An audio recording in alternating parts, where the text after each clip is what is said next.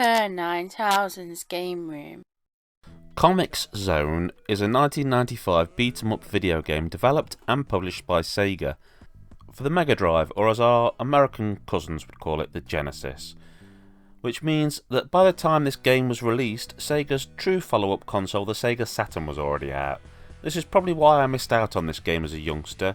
Myself and everyone else I knew had either gotten a new console or were saving our money up towards getting one. In most cases, to be honest, a PlayStation.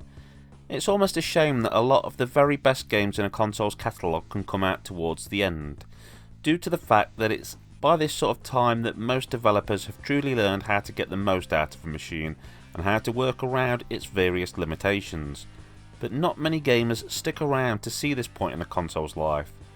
Whether Comix Zone is one of these high points or not, well, you'll just have to stick around to find out. In the game's introduction, you meet comic book artist Sketch Turner and learn that during a freak lightning storm, the mustachioed, monocle-wearing villain he dreamed up has come to life and pulled him into his own comic book, one he's now become trapped within the confines of. Is it just me, or is the name combined with his ponytail and radical glasses just such a throwback to what marketing executives thought was cool back during this sort of time period? The central character's look is quite possibly the thing which has aged the worst in this game. Anyways, Sketch has to fight his way through panel after panel of creatures he dreamed up himself in order to escape back into the real world. In the comic you can use knives, explosives, health potions and your pet rat. It's interesting to note that the concept for this game originated from a 1992 demo video for the Commodore Amiga which was called Joe Pencil Trapped in the Comix Zone, which was animated by Peter Morweck, Comix Zone's designer and writer. I find this really interesting to know because as a kid we had an Amiga in the home and we had all kinds of public domain discs, lots of them being unplayable demonstrations of what programmers could do with the hardware. I've been showing you for the last little while during this review the Joe Pencil demo. Apologies for the bad quality, but this is the best I could find it. Watching this Amiga demo video, it doesn't look a million miles away from the game that we ended up with. Okay, at the expense of getting sidelined once again, another interesting thing about this game is that although it's not the first game to ever try to appear like a comic book, for example, Ocean Software's Batman the Caped Crusader from 1988 did a really good job of trying to look like a playable comic. Comix Zone stretched this idea so far that Sega actually applied for and were granted a patent for a video game system for creating a simulated comic book game. A patent, judging from which this game never had a sequel and Sega haven't made anything else quite like it, I guess kinda just sat there doing not a lot.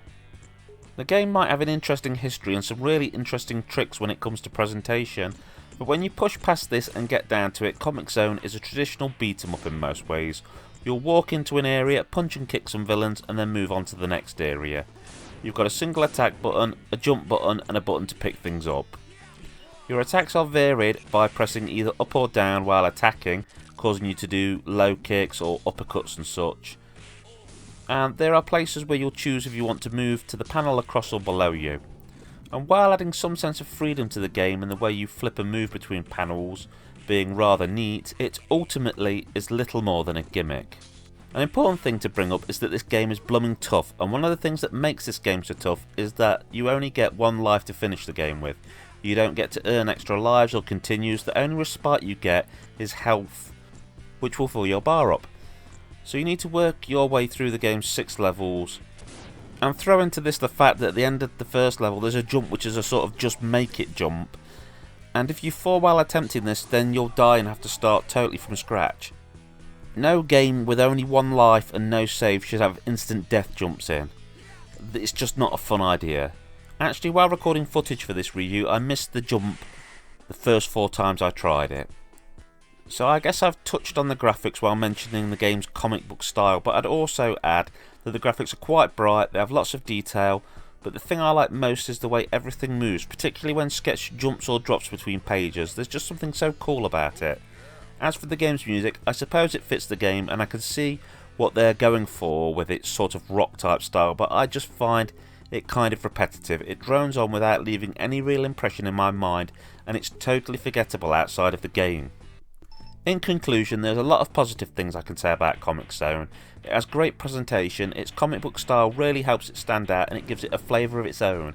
Its graphics are good, it has a passable, I suppose, soundtrack, and it doesn't feel quite like anything else in the system's library. Yes, it's just a scrolling platform fighter, but it's one made which leans into its own unique offerings of this type of gameplay.